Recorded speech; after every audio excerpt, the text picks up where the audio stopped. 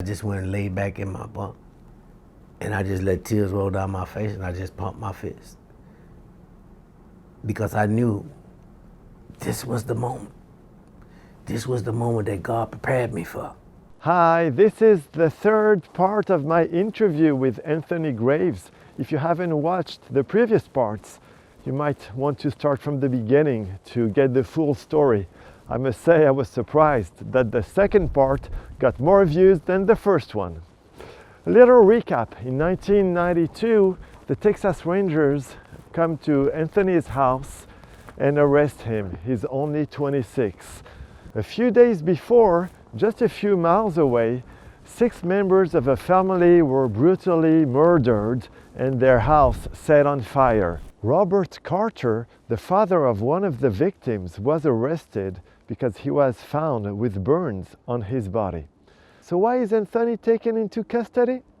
Just because Robert Carter told the police he had committed the crime with him, despite the fact that they barely knew each other. At this point of the story, Anthony has already spent 2.5 years in prison and was found guilty of a capital crime. Now we move to the sentencing phase.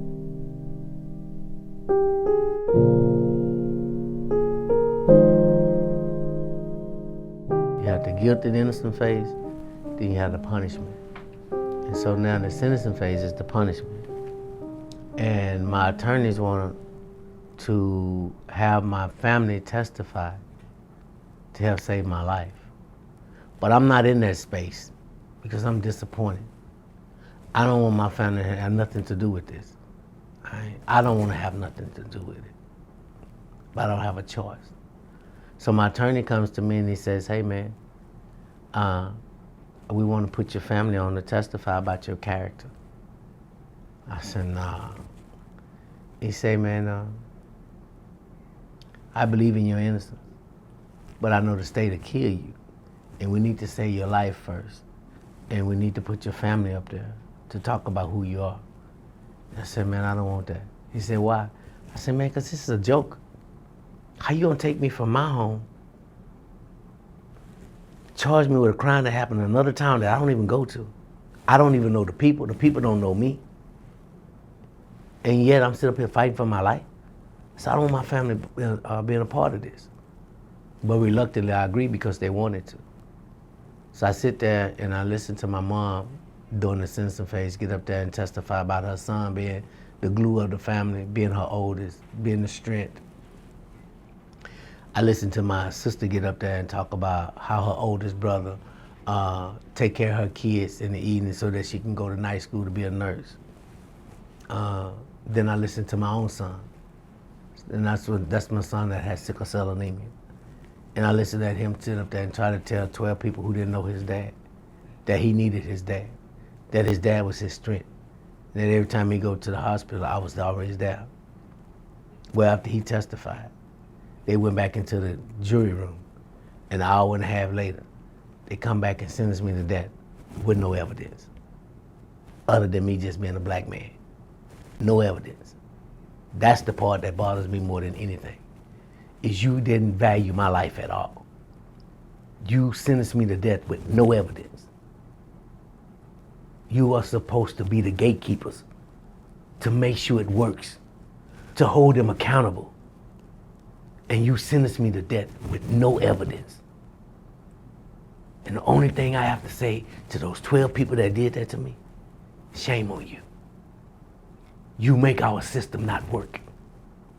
Shame on you. You almost murdered me. Shame on you. You mentioned a lot of flaws in all the legal proceedings that led to your conviction. One of the flaws you didn't mention yet was the psychiatrist who talked about you during the sentencing phase. Yeah, this doctor named Dr. Walter Keanu. And he comes with an incredible reputation himself.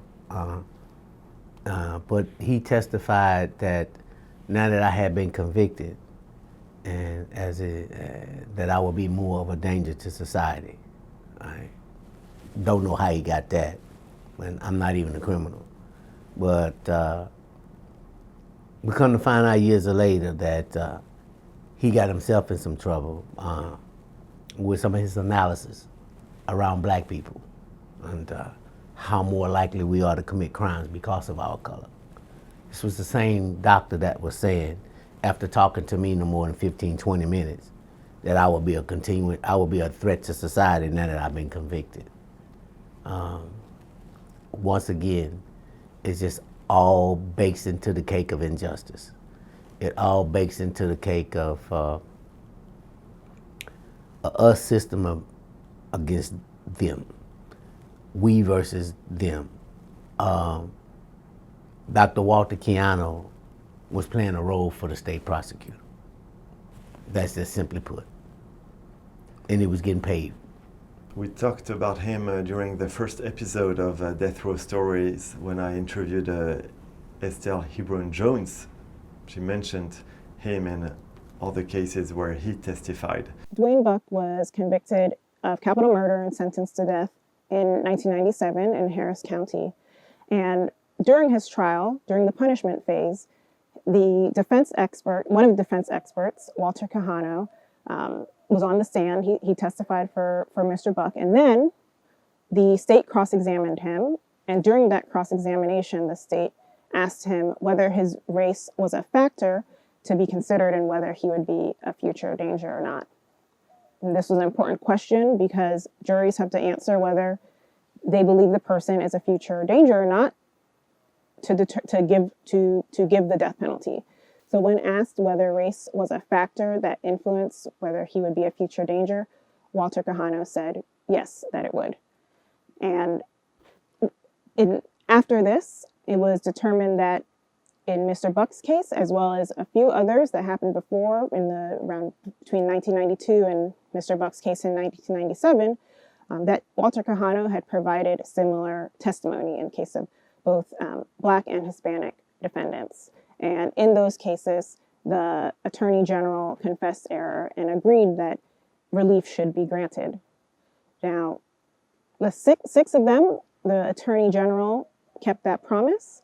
However, in Mr. Buck's case, they did not, which is why they had to take the case to the Supreme Court. The Attorney General's office argued that that statement that Dr. Kahano agreeing is just something very, very small. But when the Supreme Court came out with its opinion in February 2017, they said that some toxins are deadly even in small doses. And that's how Mr. Buck got relief, and he was ultimately resentenced. He did not get the death penalty. And it's a big case in thinking about how even just small, the influence of race can have a big impact, no matter the size of the testimony, the amount of testimony has a big impact on outcomes in cases. So you arrive on death row in November 1994 at the age of 29. 400 people are on death row at that time. Like everyone else, you are alone in your cell. You hear people screaming to communicate, but you feel depressed. You don't want to talk to anyone at the beginning, right? Yeah, I wasn't supposed to be there. You just put me at what society deems as the worst of the worst living on our planet. And you just put me there to live amongst them. I didn't want to talk to nobody. I didn't want to socialize. I didn't want to be there. So for the first week, I just kept my headphones on, and I just laid in my bed and dreamed about being at home until someone called out my cell number and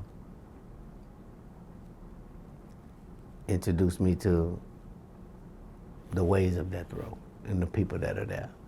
And I come to find out at that point, everybody down here is a human being. Some may have made a 5-minute mistake of their life, and we're going to kill them now. Some of them are mentally ill, mentally challenged, and we're going to kill them. Some of them deserve lesser included offenses, but they didn't have good attorneys, and we're going to kill them. Most of them are guilty, and we're going to kill them. Everybody was meeting the same fate down there. The death penalty was designed to do what it was designed to do. And while I was there, over 400 people were murdered around me that I was growing up with back there. And I can tell you, not all of them was guilty, but that's how their story's gonna be written. And it's just a sad day when I think about that I was actually just a lottery pick among innocent people on death row. Day after day, you discover that, like everywhere else in the world, on death row, there is drug, there is sex and money.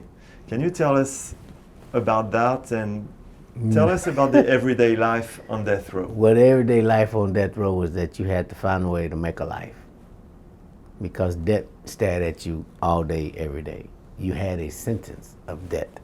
People were getting executed around you, right? And you had to somehow try to create a life amongst all this chaos, right? So death row was made up of different characters, man. Who and then they had female officers that were working down there now. So when you bring male and female together and they stay around each other day in and day out, 10, 12 hours a day, they get to know each other. And walls start breaking down. And then they're human beings, man. They're human beings. And so a lot of everything went on back there that I've never really talked about, but a lot of everything went on back there, man. If you think of it, probably it happened, because there was man and woman behind those bars. Even though a woman was working, she was still behind there with the men that you put there. And they got to know each other. And sometimes lines were crossed. I mean, it doesn't matter where you were, you still putting men and women together. And lines can get crossed like that. And so a lot of things took place. Sometimes men and men too, I guess. That's everywhere. That's out here too. Yeah, but behind those bars, man, people try to live a fantasy life. One that they create in their own minds, just by circumstances. So there's no telling what's going on back there. But a lot of everything go on. And then you die. You're talking about the good part of it. There are also rapes. We had Kerry Max Cook, for example, said he was raped when he was on death row. The inmates brutalized me and as a sex offender. And every time I wanted to fight back, I said, no, Smith County's making up. They'll say I'm violent, I'm dangerous. My mom and dad and Joel Wayne, they lost everything. Carrie, running away from home, getting in trouble. I gotta get out. I gotta show her I've changed. I've learned my lesson. I'm awake now. I'm wide awake. And I let the inmates rape me. I let pedophiles do terrible things to me on death row. I let the guards mistreat me, didn't stand up to it. The whole point for that, I had such amazing complex PTSD. I beat up on myself. I punished myself. I'd say for years, Sandra, the only thing to make what I've sacrificed and had to do to survive Texas death row is exoneration. That's the only thing that's going to help me forgive myself. Is this something you've seen also? I mean, even out here, man, people prey on the weak. Right? It's no different back there. If you show signs of weakness, you get preyed upon. So yeah, I've seen men get preyed upon back there. I know Kerry, so I know his story. But I've seen a lot of men get preyed upon back there. You made friends on death row, and sometimes you were with them during their last hours living. Can you tell us how you got there and how you managed to stay with them in that moment? Well, back then on death row, when a man was scheduled for execution, the day of his execution, he can fill out a list of people that he want to see before they execute him. And several times, men that I got to know will put my name down as someone they want to say goodbye to. And during that day, the officer will come and escort you down to that person's cell. and we'll, for 15 minutes, we'll be able to say our goodbyes to each other. And I guess there was some sort of human decency to that. But I remember going down there and speaking to many men who was just ready to be executed. They didn't care to live like this no more because it wasn't living. Right? And so they were ready to check out. I remember talking to one of them and trying to tell him to keep his head up, keep his dignity about himself. And he looked at me, he said, "Hey man, I'm ready to check out. I'm ready to go. You the one who's gonna have to worry about them tearing up your property tomorrow in your cell. I'm done." He had been there 18 years and he was ready to just go. And it wasn't because he didn't think he could win his case. It's because he was just tired of the living conditions. We were existing, we were not living. And it got old to a lot of us. Can you tell us how death row was the day of an execution? On the day of execution, death row was quiet. We would refuse the meals that the state would serve us that day. Everybody would just give a day of silence in our cells. We didn't eat anything. We kind of fastened that day in respect to the person that they was going to be executed. Not all participated, but for the most part, a lot of us honored the person that was being executed by denying the meals for the day. I did a full episode of Death Row Stories about the heat in prison in general. Can you tell us about your experience of the heat on death row? The extreme heat, I want to say, because many people say, yeah, well, it's not supposed to be comfortable, but we're talking about extreme heat. No, we're talking here. extreme heat. We're talking the type of heat that kills people. I remember in 1995, 96, they had moved me to this cell that was up on the third row and was behind a tin building. So air could come into the cell, right? It was just hot. And during the summer, here in Texas, it's very hot, but it's like 20 degrees hotter in those cells. It was so hot that we would get out of all of our clothes and try to lay down in some water in our cell to cool off, but the water was burning hot by the time you put it on the floor. And you could probably fall asleep at 3 in the morning, but about 4 o'clock, the heat was right back on you and you was back up to deal with it all over again. And young men, I ain't gonna say young men, but I know a man who died in his cell of a heat stroke. Didn't make the news, but he died because of the horrible conditions. We were behind a tin where we couldn't get no air and we were suffocating.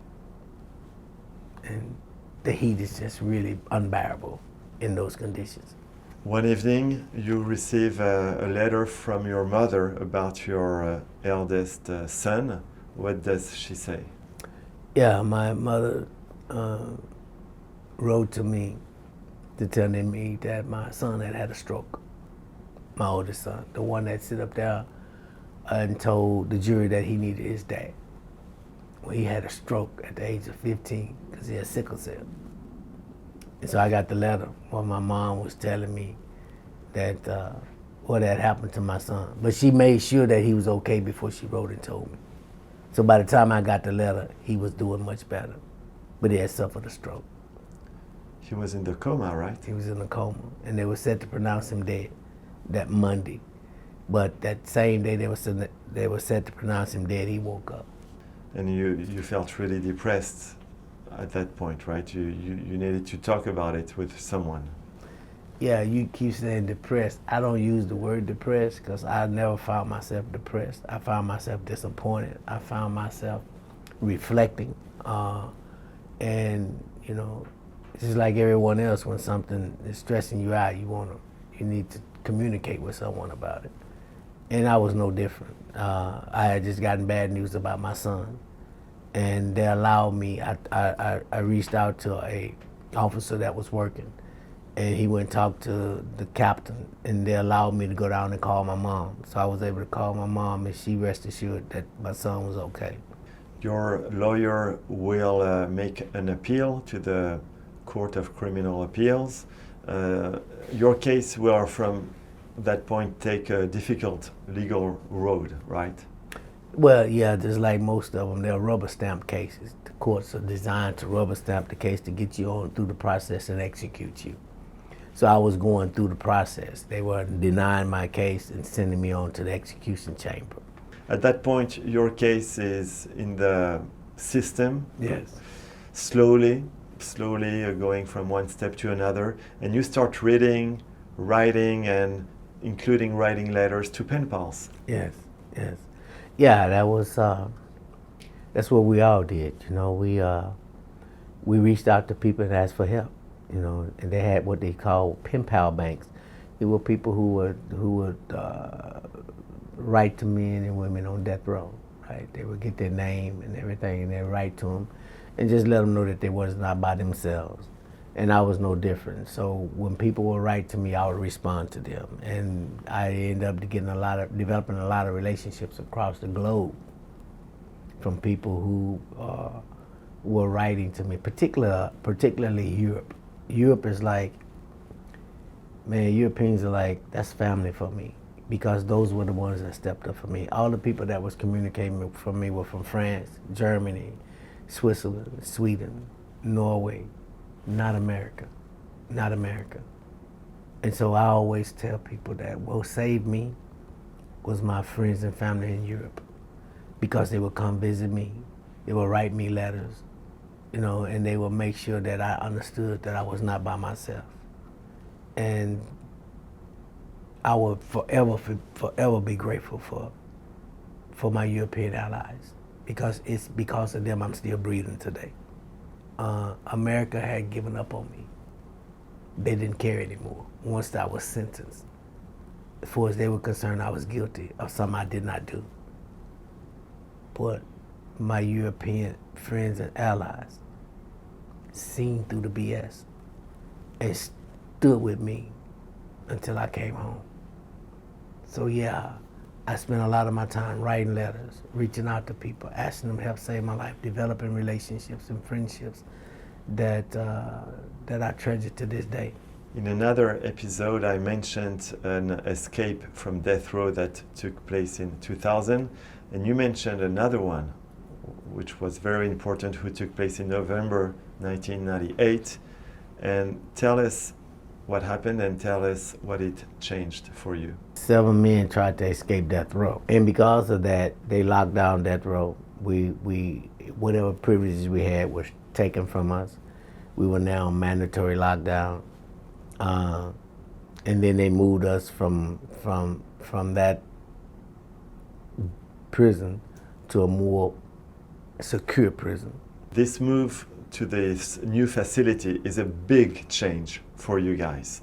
We had no more privileges, right? As I said, where we could piddle and make boxes and clocks and watches out of wood, they took all that from us. All right, so now we were just sitting in the cell 23 hours a day, where before the escape, we could come out of our cell every hour on the hour, and we could stay out till 10 o'clock at night if you was on a work program, and I was always on the work program. But all that was taken away, and now we're just in this little cell where you can reach out your hands and touch the walls, and we're in here 23 hours a day, day in and day out. And then on the weekends, you're just in there until Monday. It was literally driving men insane. Literally driving men insane. And it's still happening today. Literally driving men insane. And then we execute them. There were still rec groups. Because by law, you still have to take us out of our cells, so we still have to have a rec, right? Yes. But they moved everybody around. And you end up in the same rec group than Robert Carter, the man who took you there, by lying on you. My neighbor hits on my wall and shouts to me, hey man, they got that guy that lied on you in our rec group, right? So the next morning, they take us out one by one to go to the rec group, to the rec yard. and they take Mr. Carter out. I see they took him by, and they take some other people out. Then they come get me and they take me out. By this time, Mr. Carter is sitting in the rec room. So they bring me down and they unhandcuff me. And when they unhandcuff me, I look up, I see him sitting at the table. He starts walking toward me, right? And he apologized for calling my name and messing up my family.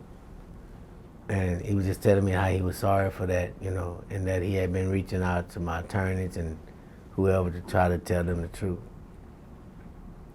And I told him, I said, hey man, I can forgive you, but we can't be in the same rec group.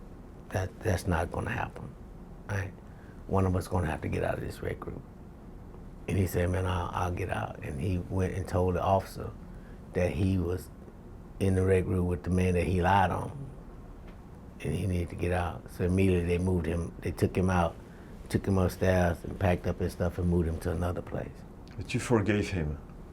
But I forgave him for me, not for him. I had to fight for my own sanity, try to make sense of my life myself. So it wasn't about forgiving him. It was about forgiving him for me, so that I can now start trying to make sense of what's happening in my life. But I had to get beyond being angry and frustrated with someone, and that someone was this man who lied on me. So to be able to forgive him was to release me, so that I can now focus on my life, if that makes sense. So. Oh, this is incredible. And he's executed in 2000. Yes. How do you feel about his death? I had no feeling about his death. When I was there, 415 people were murdered. He was just one of them. But it did make me think about my own mortality, because I was on the same case he was on. Right? So I never forget the night he was executed, and I was just in my cell thinking, man, they're gonna probably try to really execute me, right? But I'm not afraid, because I'm fighting for the whole world to know the truth. And so I'm not thinking about death. I'm still living. And while I'm still living, I want the world to know what is happening in our criminal justice system, what is happening to me. I'm an innocent man that you all are geared up to kill, and I need y'all to know this. So that's where I was, is that, hey man, they just killed that dude, and they're gonna try to kill me next. I'm gonna make sure everybody know what they're doing. And that's just how I felt. It didn't matter at that time if I came out walking or in a pine box. I had a message to the world. And to the world, I wanted them to know that our system is failing us, and y'all are lining up to support a system that is killing innocent people. And what did he say just before he died? Before he died, he gave us what they call a dying declaration. The family that was murdered was there to see him get executed. His family was there to witness his execution. He had a moment to speak, his last breath, his dying declaration. And he could have said anything. He could apologize to the people, he could, whatever he wanted to say. He took that moment to tell the whole world how he had lied on Anthony Graves. And Anthony Graves had nothing to do with this. Those were his last words, was Anthony Graves is an innocent man. Anthony Graves don't know anything about this case. After that, they executed him. And it still took me almost 10 years before I come back home. In April 2000, for the first time, an execution date is set for you. A stay is granted 10 days later. Your case moves from federal to local courts. In 2002, another execution date is set, and they ask you what you want to do with your body after you are executed. Did these execution dates affect you? It's hard to say. I'm sure it did. But I'm in fight mode. I'm trying to deliver a message to the world. I'm not focused on whether you're gonna kill me or not. I've been here and witnessed over 400 some executions. So I'm not scared of none of that anymore. because I've convinced myself that in order to get to heaven, you have to die first. So I'm not fazed by none of that talking about killing me, as though you're gonna live forever. I understood that that's not the math. I don't know how to answer that, because I think it motivated me to write more letters, to reach out to more people, to advocate more, but it didn't instill any fear. One day, a guard brings you a note from another inmate. What does it say? Yeah, this is March 3rd, 2006. And I'm in my cell, and a guard comes to my cell, and she throws a note in it. And I look at her like, and she says, that's from another inmate. I think it's something about your case. Well, that's nothing for me to get excited about, because it could be that they denied me and they'd set me another execution date. I'm on death row. You don't look for exciting news. So I said, okay. So I took my time to get up and get the note. When I got the note and I opened it up and I started reading it, and it was just telling me, hey man, congratulations, dude. I just heard on the radio that the Fifth Circuit Court has just overturned your case. Wow. Wow. This is information I've been wanting to hear for at this time, 14 years. Wow. I didn't know what to do. You wanted to scream. This is what I'm saying, I didn't know what to do. I wanted to shout and scream, but everybody around me had a death sentence, and more than likely won't get executed. So what I did is I just went and laid back in my bunk, and I just let tears roll down my face, and I just pumped my fist. Because I knew this was the moment. This was the moment that God prepared me for. Now I'm finna live my second chapter, and I'm gonna make a difference. This was my head. They're never gonna kill me. I'm gonna make so much of a difference, they're never gonna kill me. The world will always remember me. That's what my head. Just like they remember Martin Luther King, just like they remember John F. Kennedy, just like they remember Gandhi. I'm gonna make sure these people remember me. So I'm gonna do the work that I need to do so that they live, my work outlived me. And they will always know Anthony Graves. That's why I'm here today.